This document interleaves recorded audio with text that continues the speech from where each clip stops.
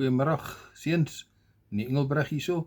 Ek wil graag bietjie net vooraf inligting gee ten opsigte van die SWYS leerwerk vir jaar 2 vir die opkomende toets die 14de Mei wat eerskomende Vrydag is. Net vir julle sterkte toewens met al julle leerwerk. En dan net hier deurgaan en vir julle wys.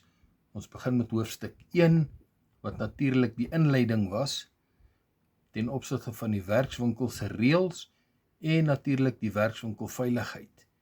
Julle sal onthou van die reëls waar ons gesê het, jy moet altyd betyds wees en so aan. So kyk net vir my na daai gedeelte. Dan hoofstuk 2, wat bestaan uit veiligheid en noodhulp.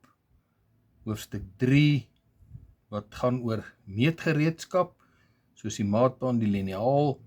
Hoofstuk 4, gaan vir ons gee handgereedskap. Nou handgereedskap is die saag, die vyl, die hamer. Jy moet dit kan identifiseer, die gebruiker daarvan ook ken. Dan kan ons aangaan, ons kyk na hoofstuk 6, wat hoofsaaklik bestaan uit materiale. Nou materiale bestaan uit ysterhoudende en nie ysterhoudende metale. Julle moet baie mooi gaan kyk daarna. En dan hoofstuk 7 en 8, wat hegting is. Nou hegting sluit in verskillende tipes hegtingsmetodes.